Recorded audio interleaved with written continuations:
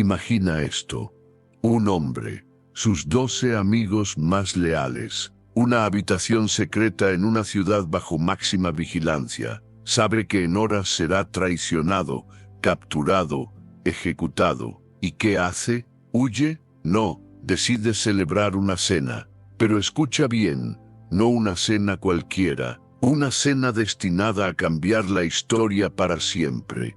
Lo que pasó esa noche va mucho más allá de una simple comida. Fue el cumplimiento de profecías milenarias, la transformación total de la Pascua judía y el nacimiento de un pacto nuevo y radical entre Dios y nosotros. Cada gesto, cada palabra, cada símbolo, todo vibraba con un mensaje divino que muy pocos han descifrado. ¿Te han contado alguna vez que Jesús murió exactamente cuando los corderos de Pascua eran sacrificados en el templo? ¿O que sus palabras en esa mesa escondían claves secretas del Antiguo Testamento?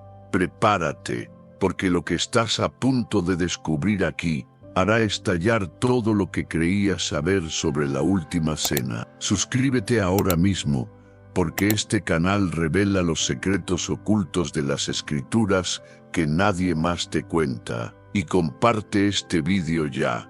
Esta historia no puede ser olvidada, necesita ser contada. Los orígenes en Egipto. Todo arranca en una noche cargada de tensión. En las arenas ardientes de Egipto, siglos de esclavitud llegaban a un punto crítico. Un pueblo entero clamaba por libertad, mientras el cielo parecía contener la respiración. En medio de plagas aterradoras y advertencias divinas, el Creador dio una orden directa a Moisés: preparen una cena imborrable, una comida que sería el punto de partida de una nueva era. Esa noche, cada familia israelita debía sacrificar un cordero perfecto, marcar sus puertas con su sangre y comerlo asado, deprisa, con pan sin levadura y hierbas amargas. No era un festín, era una señal de protección, una preparación para la huida, una cena teñida de juicio divino, pero también de esperanza. Esa fue la original Pascua, y ese acto, aparentemente simple, desató un poder que resonaría por milenios, porque esa noche, el ángel de la muerte recorrería Egipto, pero al ver la sangre pasaría de largo. De ahí el nombre, Pesaj, en hebreo, pasar por alto, saltar. La noche en que la muerte misma obedeció a la señal de la fe. Los orígenes en Egipto. Todo arranca en una noche cargada de tensión. En las arenas ardientes de Egipto, siglos de esclavitud llegaban a un punto crítico. Un pueblo entero clamaba por libertad, mientras el cielo parecía contener la respiración. En medio de plagas aterradoras y advertencias divinas, el Creador dio una orden directa a Moisés: preparen una cena imborrable, una comida que sería el punto de partida de una nueva era. Esa noche, cada familia israelita debía sacrificar un cordero perfecto, marcar sus puertas con su sangre y comerlo asado, deprisa, con pan sin levadura y hierbas amargas. No era un festín, era una señal de protección, una preparación para la huida, una cena teñida de juicio divino, pero también de esperanza. Esa fue la original Pascua, y ese acto, aparentemente simple, desató un poder que resonaría por milenios, porque esa noche, el ángel de la muerte recorrería Egipto, pero al ver la sangre pasaría de largo. De ahí el nombre, Pesaj, en hebreo, pasar por alto, saltar. La noche en que la muerte misma obedeció a la señal de la fe. Jerusalén en ebullición, la llegada del Mesías. Así, en el corazón palpitante de una ciudad vigilada, entre susurros de sacerdotes y pasos de centuriones, entre el aroma del cordero y el vino, se estaba gestando el misterio más grande de todos los tiempos. La última cena, jamás olvidada, no por ser la última, sino por abrir la puerta a una alianza totalmente nueva entre Dios y la humanidad. Jerusalén vibraba, era el epicentro del mundo antiguo en plena Pascua. Los caminos de Judea, Samaria, Galilea, incluso de rincones lejanos del imperio, bullían de peregrinos, hombres, mujeres, niños, todos subiendo a la ciudad santa con un mismo anhelo: celebrar la gran liberación, recordar la noche que cambió todo y renovar la esperanza de que Dios volvería a actuar. Pero ese año algo flotaba en el aire, una tensión palpable, miradas más intensas, rumores que corrían como la pólvora. Había llegado un Galileo que sacudía los cimientos, enseñanzas, milagros, parábolas que dejaban a todos hablando. El Mesías, un blasfemo, un revolucionario, un peligro, nadie lo sabía con certeza. Pero su presencia en Jerusalén durante la Pascua no era casualidad. Las puertas de la ciudad estaban abiertas, pero la vigilancia era férrea. Centinelas romanos en cada esquina, espada al alcance. Desde la fortaleza Antonia, Roma observaba el templo, lista para actuar. Pilato estaba allí, en persona. Sabía que la Pascua era un polvorín. Cualquier chispa podía incendiar Judea. Dentro, las facciones judías también estaban en tensión. Fariseos, celosos de la ley y la pureza, contra saduceos, la élite sacerdotal aliada incómodamente con Roma, diferentes en casi todo, pero unidos en su recelo hacia ese Galileo. Y ocultos entre la multitud, los celotes, soñando con la espada, esperando la señal para expulsar a Roma y restaurar Israel. Esperaban un Mesías guerrero, pero Jesús hablaba de amar al enemigo, de poner la otra mejilla, de un reino no de este mundo, desconcertante. Y Jesús había entrado en Jerusalén no a escondidas, sino aclamado como rey, montado en un pollino, cumpliendo la profecía de Zacarías, mientras la gente gritaba «Hosana», un desafío directo. Eso encendió las alarmas de los líderes religiosos. Empezaron a tramar su arresto, en secreto, esperando el momento adecuado, lejos de la multitud festiva. Tenían que detenerlo, pero Jesús no se escondía. Enseñaba abiertamente en el templo, en las plazas. Sabía que lo vigilaban, sabía lo que le esperaba, y no retrocedió, porque esta Pascua no era una más. Era la Pascua. La profecía se desplegaba ante sus ojos. Esa fiesta que recordaba cómo la sangre de un cordero salvó a Israel, sería el escenario donde otro cordero, el definitivo, sería ofrecido por toda la humanidad. Nada era casualidad.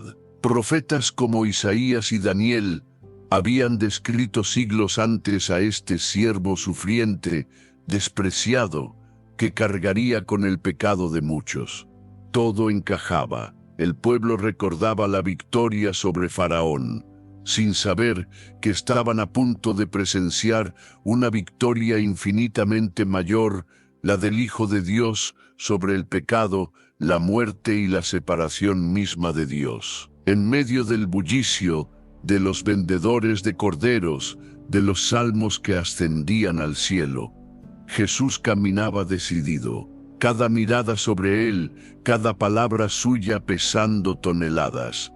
Pero no se desviaba, había venido para esta hora, el dolor sería atroz, sí, pero el propósito era eterno. Jerusalén, ciudad de paz, era el escenario de una guerra invisible, una guerra sin espadas, luchada con clavos, una batalla que empezaría en silencio y sepulcro, pero cuyo final cambiaría el universo. La ciudad estaba a punto de presenciar el acto más trascendental desde la creación, y nadie, absolutamente nadie, comprendía que esta Pascua sería diferente, porque esta vez el Cordero no se salvaría.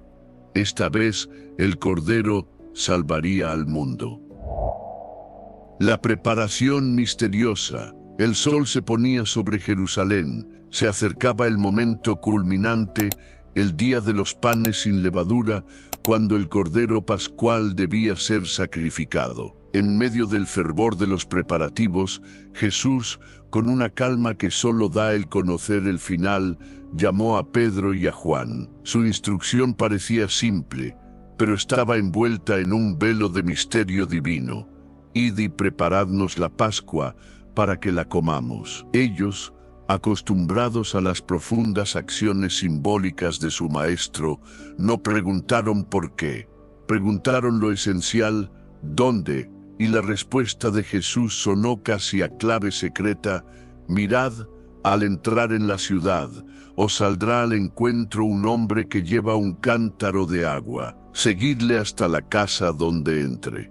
Y decidle al dueño: el maestro pregunta, ¿dónde está la sala donde comeré la Pascua con mis discípulos? Él os mostrará un aposento alto, grande y ya dispuesto.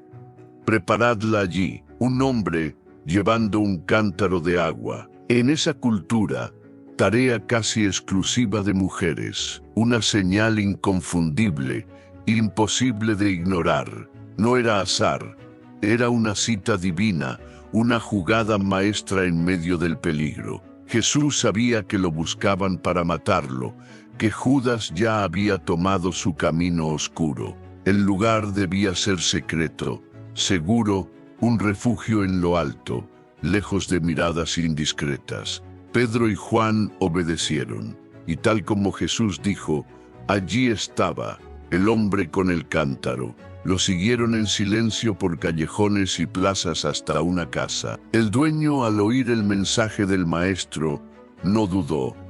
Les abrió las puertas del aposento alto, un lugar espacioso, tranquilo, preparado, un lugar elevado, evocando encuentros sagrados del pasado, como Moisés en el Sinaí. La sala estaba lista, alfombras, lámparas encendidas, una atmósfera de expectación sagrada. Esta no sería una cena cualquiera, porque al caer el sol, mientras Jerusalén celebraba el éxodo de Egipto, Jesús se reuniría con los suyos para anunciar un éxodo infinitamente mayor, la liberación no de un país, sino de la esclavitud del pecado. El Cordero de la Ley debía ser perfecto, sacrificado al atardecer. Su sangre era señal de vida y redención.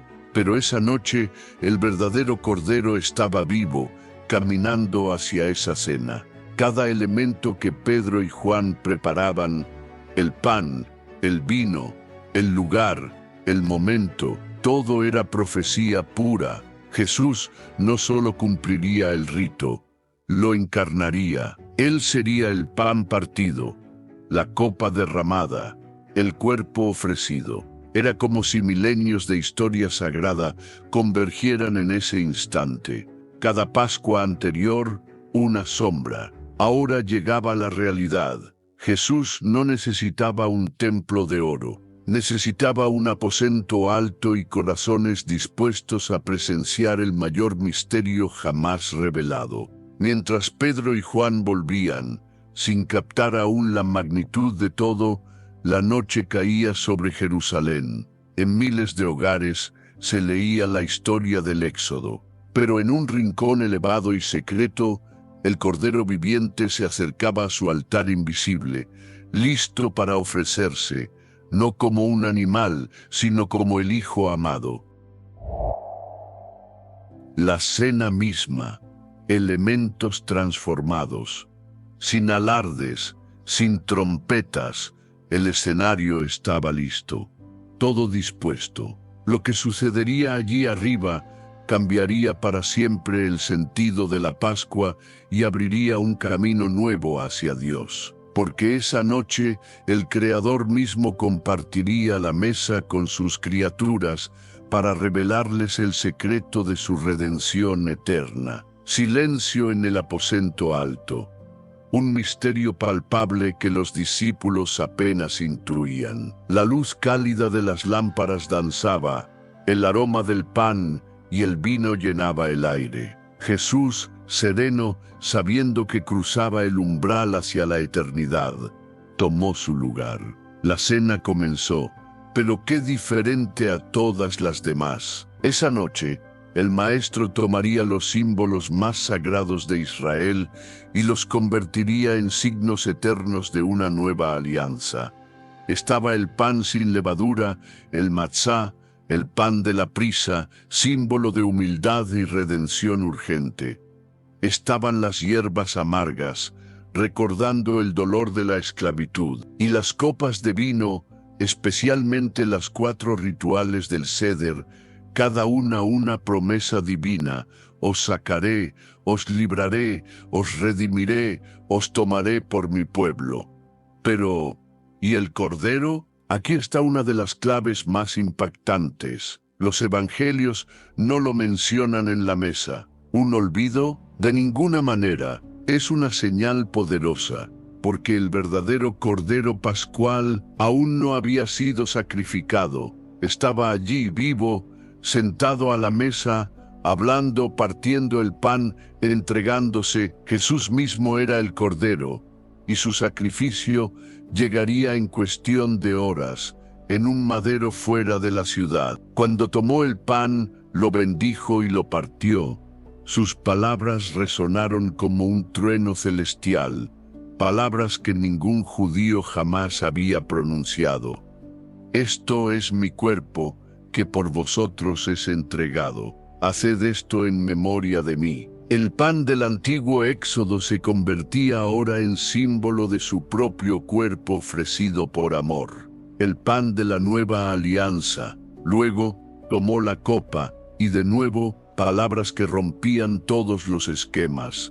Esta copa es el nuevo pacto en mi sangre, que por vosotros se derrama. El vino de la fiesta se transformaba en emblema de su sangre sacrificial. Ya no la sangre de un animal en los dinteles, sino su sangre derramada para limpiar corazones. La redención vendría por la sangre del Hijo de Dios. Lo que los discípulos presenciaban atónitos era una reinterpretación mesiánica radical del Seder. Jesús no anulaba la Pascua, la llevaba a su cumplimiento total. El éxodo de Egipto era solo una sombra de la liberación espiritual que él inauguraba, liberación del pecado y la muerte, y sin embargo, no siguió todo el ritual del Seder. No hubo relato del éxodo, ni las preguntas de los niños, porque esta cena, aunque enraizada en la Pascua, la trascendía. Era una cena profética, única, el acto fundacional de un nuevo pueblo unido por la fe. Ellos no lo comprendían aún. Veían pan, sin saber que era el cuerpo que pronto sería desgarrado. Bebían vino, sin saber que era la sangre que sería vertida. Pero sentían que algo monumental estaba pasando. Jesús tejía un puente entre lo antiguo y lo nuevo, no con imposición, sino con amor sacrificial. Lo que miles de años de sacrificios animales no lograron, Él lo haría con una sola ofrenda. Su altar sería la cruz. Mientras la cena fluía, el pan se compartía, la copa pasaba, el tiempo parecía detenerse. El universo observaba, el ritual ancestral transformado por su propio autor. Una nueva historia de redención escrita. La última cena, sí, pero también la primera cena del reino, porque en ese pan y ese vino, la humanidad encontraría, por fin, la promesa cumplida del Dios que redime el alma. El nuevo pacto sellado con sangre.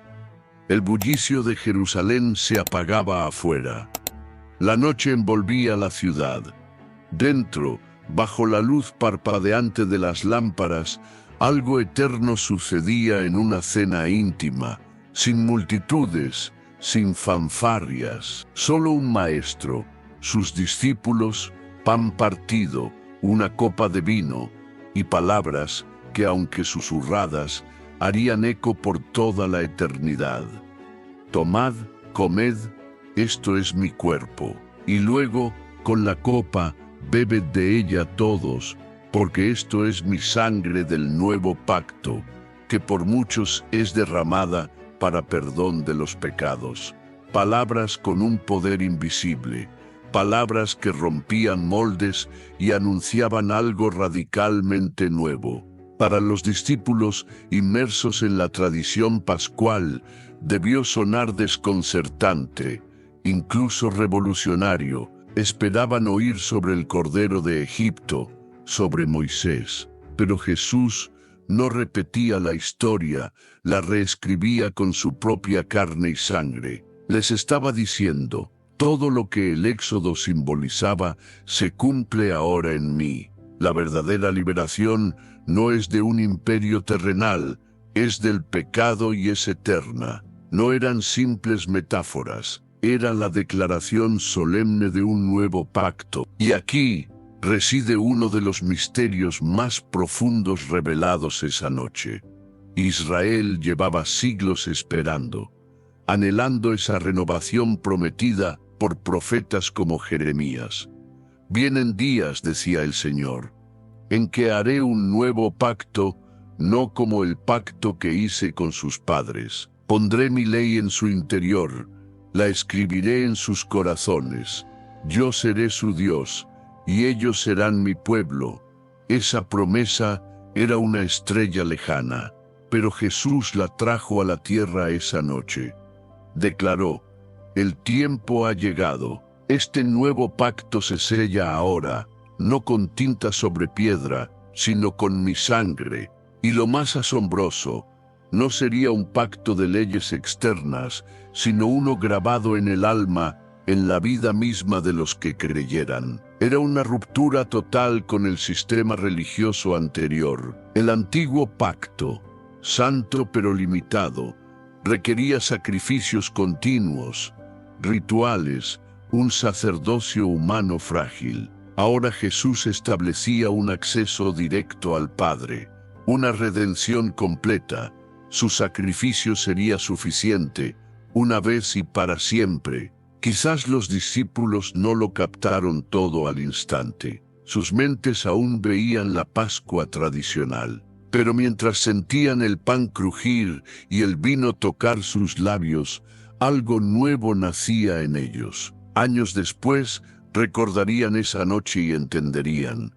No fue una despedida, fue una inauguración. Jesús fundaba una nueva familia, unida no por lazos de sangre terrenal, sino por la sangre del pacto eterno. Cada palabra sellaba una nueva era. Esto es mi cuerpo, esto es mi sangre. Con esas frases, Jesús se convertía en el templo vivo, el altar sagrado, el sacrificio perfecto. Ya no hacían falta edificios de piedra ni sangre de animales. Lo que se rompía no era solo el pan, era el velo que separaba al hombre de Dios. Mientras la copa circulaba, una certeza crecía. Algo sagrado, irreversible, había ocurrido. Una nueva historia, escrita con sangre, había comenzado. Y ese nuevo pacto seguiría latiendo generación tras generación, cada vez que el pan se partiera y el vino se compartiera en memoria de aquel que se entregó para siempre. La sombra de la traición. La cena avanzaba. La atmósfera, antes solemne, ahora vibraba con una tensión casi insoportable. Reverencia y confusión se mezclaban en los rostros. Jesús había hablado de un nuevo pacto, de su cuerpo, de su sangre, pero lo más oscuro estaba por venir. Con el corazón apesadumbrado, dejó caer la bomba. Os aseguro que uno de vosotros me va a entregar. Silencio más denso que la propia noche. Nadie respiraba. Miradas cruzándose, buscando una verdad aterradora.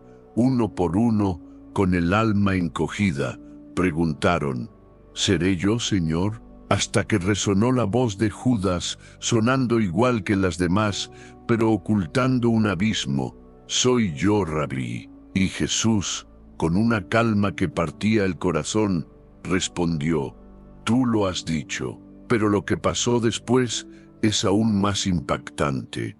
¿Lo rechazó? ¿Lo expulsó? No.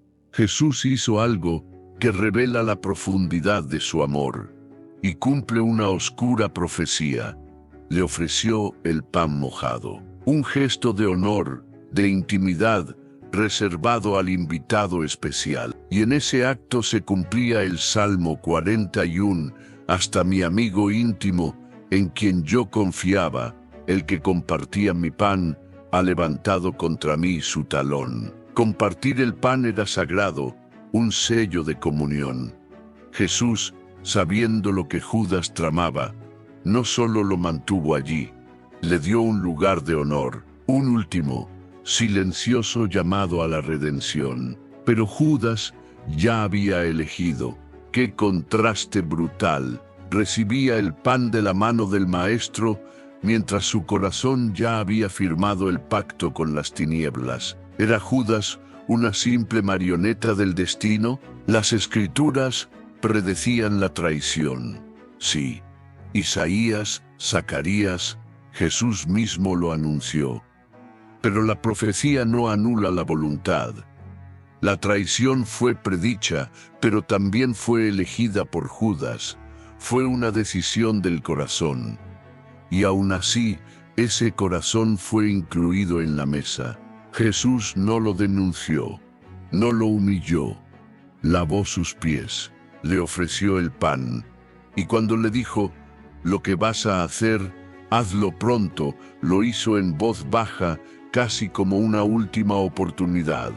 Pero Judas se levantó, salió, y el evangelista Juan añade una frase escalofriante: «Y era ya de noche». Noche afuera, sí, pero sobre todo, noche en el alma de Judas. La luz de 3 años junto al Maestro, los milagros, las palabras de vida, todo quedó atrás al cerrar esa puerta. La oscuridad lo abrazó mientras caminaba hacia el dinero, hacia el beso de la traición, el clímax del contraste. Mientras Jesús ofrecía su cuerpo y sangre para redimir al mundo, uno de los suyos vendía su alma. Mientras el pan de vida se compartía, otro pan abría la puerta a la muerte. La traición no detuvo el plan, lo cumplió, pero qué amarga fue. Y aún así, Jesús no respondió con ira, sino con un silencio lleno de dolor y amor. Sabía que el Cordero debía ser entregado. Sabía que las Escrituras debían cumplirse. Pero también sabía lo que Judas perdía, la oportunidad del perdón servido en esa misma mesa. El traidor no fue excluido, fue amado hasta el final. Pero eligió las tinieblas, eligió la plata, y en medio del acto más sagrado se reveló el dolor más profundo: ser vendido por uno de los suyos, mientras aún saboreaba el pan ofrecido por Dios mismo. El lavatorio de pies, lección de humildad. La conversación había cesado. El aire en el aposento alto vibraba con la tensión de lo ocurrido. Las palabras sobre el pan y la copa, la revelación del traidor. Y entonces, cuando nadie lo esperaba, Jesús hizo algo absolutamente radical. Se levantó de la mesa, sin previo aviso, sin solemnidad. Se quitó el manto, se ató una toalla a la cintura, echó agua en una vasija y comenzó a lavar los pies de sus discípulos, uno por uno, como el más humilde de los sirvientes. Esto no era solo inesperado, era escandaloso. En esa cultura, Lavar los pies era tarea del esclavo más bajo, ni siquiera los esclavos judíos lo hacían si había gentiles. Era humillante tocar los pies sucios después de caminar por caminos polvorientos. Ningún maestro, ningún rabino se rebajaría jamás a eso. Y sin embargo Jesús, el Maestro, el Mesías, el Santo de Dios, estaba allí, arrodillado, con una toalla y agua. Pedro, impulsivo como siempre, explotó: «Señor, ¿tú me lavas los pies a mí?». No podía creerlo, pero Jesús, con ternura firme, respondió: «Lo que yo hago, no lo entiendes ahora, pero lo entenderás después». Pedro insistió: «Jamás me lavarás los pies». Y entonces Jesús reveló el misterio profundo: «Si no te lavo, no tienes parte conmigo». El gesto trascendía la limpieza física. Era un símbolo de participación, de comunión íntima, de pertenencia. Era limpieza espiritual. ¿Y qué tenía que ver con la Pascua? Más de lo que parecía. Antes de la Pascua, la purificación era esencial. Jesús estaba purificando a sus discípulos, no con agua ritual, sino con un amor que limpiaba el alma. Los preparaba para una nueva alianza, un nuevo sacerdocio basado en el servicio. Y con este acto, Jesús dinamitaba la cultura del honor y la jerarquía. Les mostró una verdad revolucionaria: el más grande es el que sirve, el líder no es el que domina, es el que se humilla. La autoridad verdadera fluye desde abajo, como el agua sobre aquellos pies cansados. Vosotros me llamáis Maestro y Señor, y tenéis razón. Pues si yo, vuestro Señor y Maestro, os he lavado los pies, vosotros también debéis lavaros los pies unos a otros. Les dio no solo una lección, sino un modelo. No fundó su reino con ejércitos, sino con una toalla. No buscó tronos, se arrodilló, no exigió servicio, sirvió él primero. En el corazón de la Pascua, símbolo de libertad, Jesús reveló el significado más profundo de la redención. Israel fue liberado de Egipto, sí, pero allí, en ese aposento, los discípulos eran liberados del orgullo, del ego, del poder, por el acto humilde del Rey mismo. Cada gota de agua era gracia, cada pie limpiado, una declaración de amor incondicional. El Maestro formaba líderes diferentes, embajadores de un reino donde el poder es la compasión y la corona es la humildad. Esa noche nació un nuevo liderazgo, uno que se inclina, que se despoja, que lava los pies, incluso los de aquel que lo iba a negar y el que ya había decidido venderlo. La Pascua, símbolo de libertad, alcanzaba su cumbre. El que se hace siervo de todos es verdaderamente libre. Advertencias finales y salida a Getsemaní. La atmósfera había cambiado de nuevo. La cena, iniciada con amor y misterio, ahora estaba teñida de una tristeza profunda. La paz inicial dio paso a la inquietud. Jesús, que había lavado pies y partido pan, ahora se mostraba abatido, con un peso invisible aplastándolo. La tristeza de ver lo que otros no veían, de cargar no solo su cruz inminente, sino la ceguera de los suyos.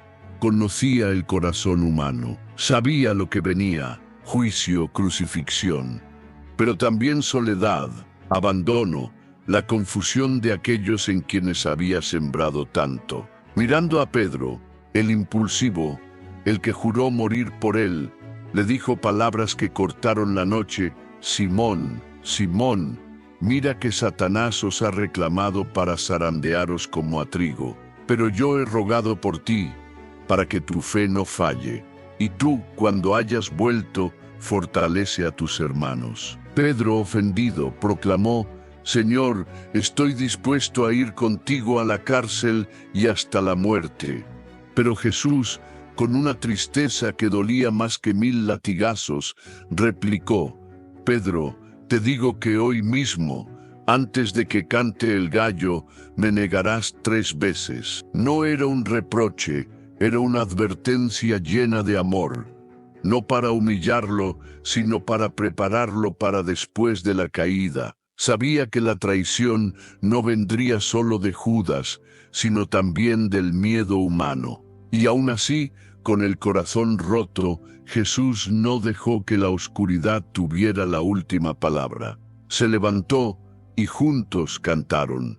La tradición marcaba cantar los salmos del Hallel 113, 118 al final de la Pascua. Salmos de alabanza, de confianza en Dios en medio de la angustia. Imagina a Jesús, sabiendo lo que le esperaba en horas, cantando: «No moriré, sino que viviré para contar las obras del Señor». Salmo 118, 17: «Oh, la piedra que desecharon los constructores es ahora la piedra angular». Salmo 118, 22f. No cantaba desde la desesperación, sino desde la certeza de la victoria final. Con el eco del canto aún en el aire, salieron, dejaron el aposento alto, bajaron por las calles silenciosas bajo las antorchas, cruzaron el Cedrón. No era un simple paseo nocturno, era una procesión sagrada. El Cordero sin mancha caminaba hacia su altar. Así como el Cordero Pascual era examinado días antes, Jesús había sido examinado por todos y no hallaron falta en él. Se dirigieron al monte de los olivos, al huerto de Getsemaní, prensa de aceite, lugar que sería testigo de su agonía más profunda. Los discípulos, caminando a su lado, aún confundidos, quizás esperando un golpe de efecto, una demostración de poder. Sus corazones fluctuaban entre fe y miedo. Jesús lo sabía. No intentó convencerlos con discursos. Necesitaban recordar, más adelante, lo que ahora no entendían. El camino al reino no era la espada, era el sacrificio. No la gloria humana, sino la humillación divina. En esa caminata bajo el rocío nocturno, se completaba la transición, el fin de la cena, el inicio de la entrega total. La cena fue interrumpida, sí, pero no por accidente. Fue interrumpida por el plan eterno de Dios. Lo que empezó con pan y vino, acabaría con sangre y clavos. El Cordero que compartió su cuerpo caminaba ahora hacia su inmolación, no en un templo, sino en un madero fuera de la ciudad. El Cordero de Dios, cumplimiento profético en la cruz. Así, el Maestro, cargado de tristeza pero firme, descendía hacia Getsemaní, igual que el Cordero de Pascua descendía al altar.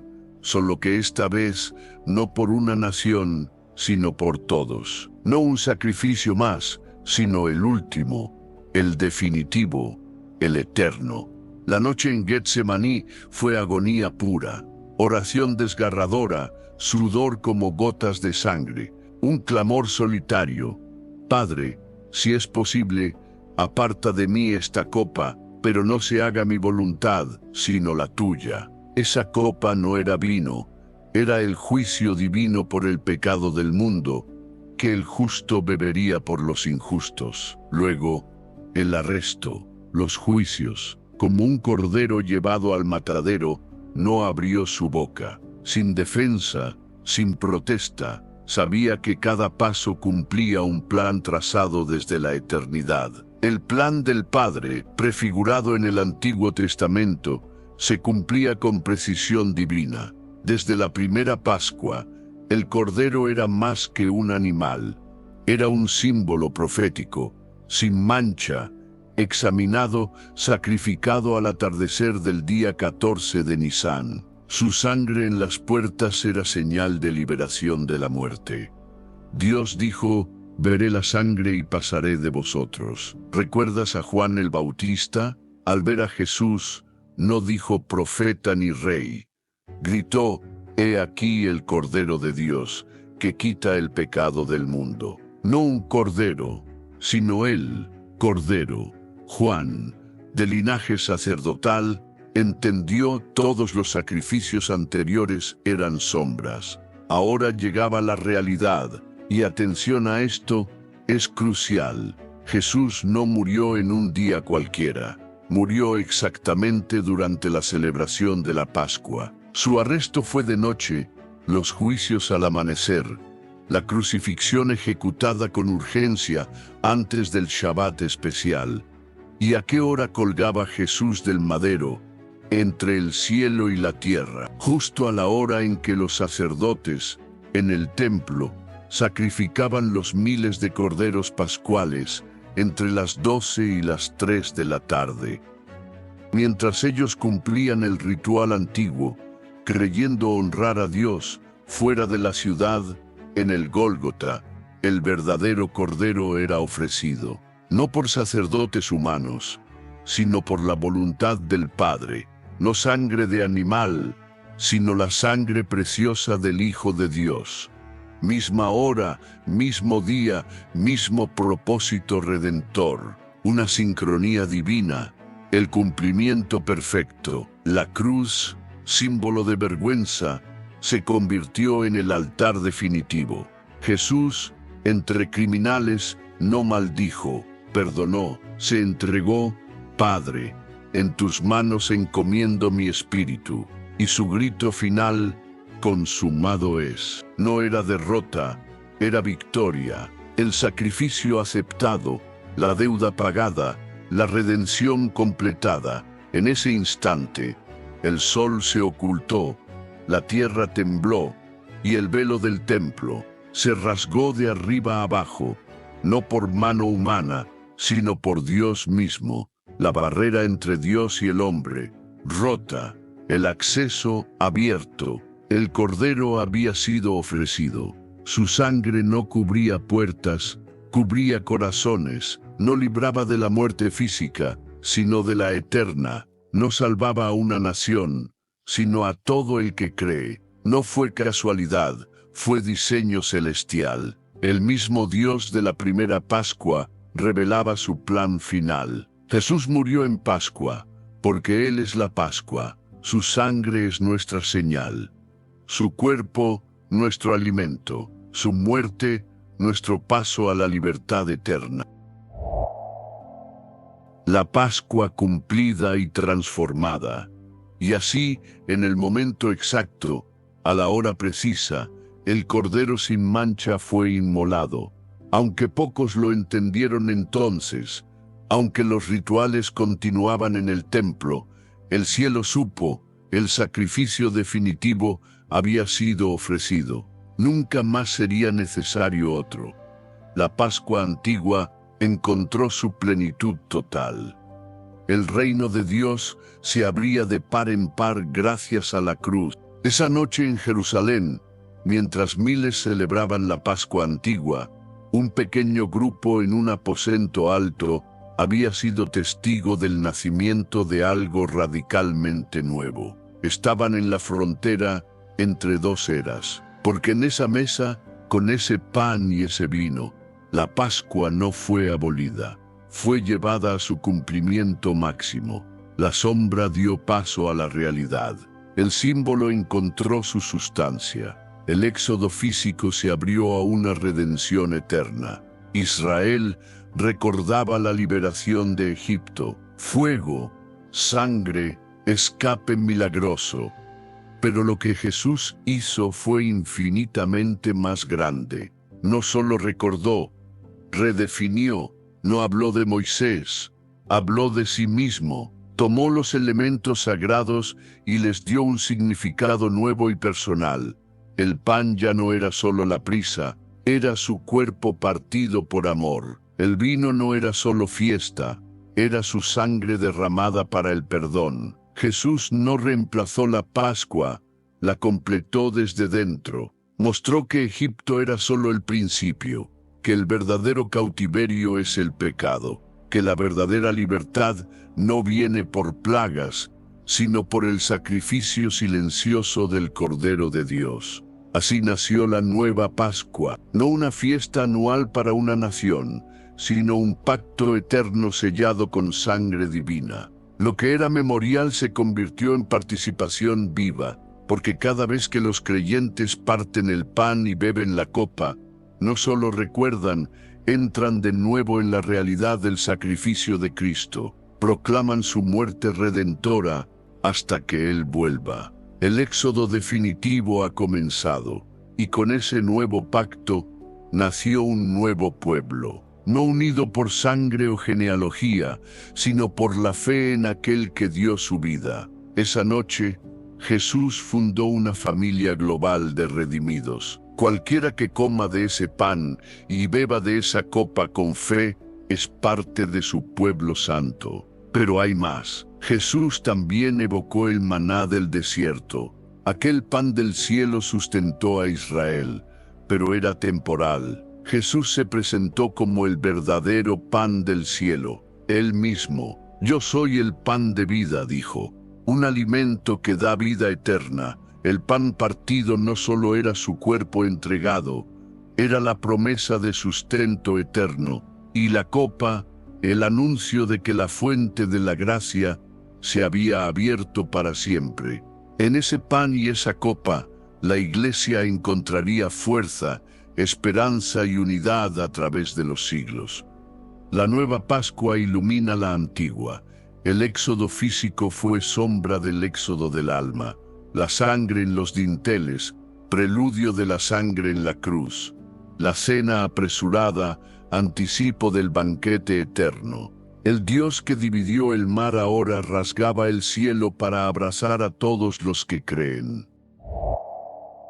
El eco eterno, la cena del Señor y el banquete futuro. Desde esa noche trascendental, el mundo cambió. La Pascua se convirtió en testimonio vivo de una redención universal. Ya no se trata solo de salir de Egipto, sino de entrar en la presencia de Dios por medio del Cordero inmolado. Y cada vez que el pan se parte y la copa se alza, el misterio revive, la verdad resuena.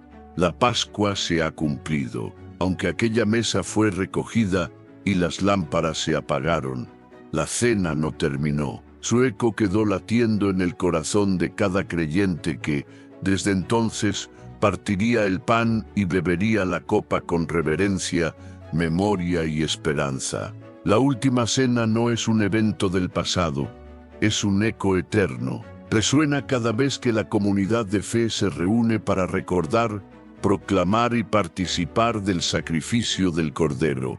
Fue en esa intimidad tensa donde Jesús sembró lo que llamaríamos Eucaristía, Santa Cena, Cena del Señor. Nombres distintos, mismo núcleo vital. Una comida simple, cargada de poder eterno, que conecta cielo y tierra y alinea nuestra alma con el corazón de Dios. Los primeros cristianos captaron su profundidad inmediatamente. Partían el pan en reuniones secretas con temor sagrado y gozo indescriptible. No era un rito vacío, era un acto vivo, lleno de la presencia del Maestro resucitado. El apóstol Pablo lo explicó con claridad divina.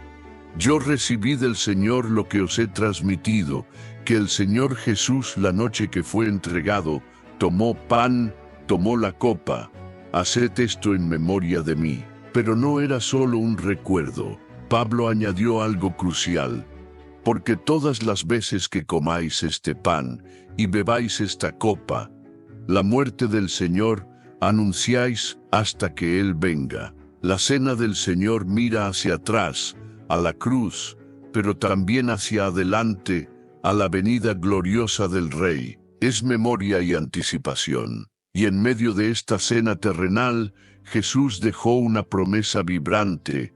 Os digo que desde ahora no beberé más de este fruto de la vid, hasta aquel día en que lo beba nuevo con vosotros en el reino de mi Padre. Un susurro de eternidad, porque la cena del Señor es también un adelanto del banquete celestial. El Apocalipsis lo describe con gloria. Bienaventurados los que son llamados a la cena de las bodas del Cordero. El eco de la última cena culmina en esa mesa final, sin dolor, sin traición. Una celebración eterna donde Cristo, el novio, se une para siempre a su iglesia, la novia. Lo que empezó en un aposento alto, se consumará en los cielos. Y hasta ese día, la cena del Señor sigue viva. Cada vez que el pan se parte, su cuerpo es proclamado. Cada vez que la copa se alza, su sangre es celebrada como vida. Los primeros cristianos lo sabían, celebrándola en catacumbas, perseguidos. Solo necesitaban el pan, el vino y la certeza de su presencia. Y eso bastaba. Haced esto en memoria de mí, vivir la redención. Hoy, siglos después, esa cena sigue viva. Cambian los idiomas, los lugares, las formas, pero el misterio es el mismo. El Cordero Inmolado sigue compartiendo su mesa. Y cada vez que participamos, el cielo se inclina, recordándonos la Pascua se cumplió. El reino está cerca. El banquete eterno ya ha comenzado en nuestros corazones. La cena terminó físicamente. El Maestro fue entregado, el Cordero inmolado, la tumba vaciada. Y desde entonces, millones han repetido el gesto sagrado, obedeciendo esas palabras que retumban a través del tiempo. Haced esto en memoria de mí. ¿Pero qué significa realmente? Un simple rito, un símbolo, es mucho más.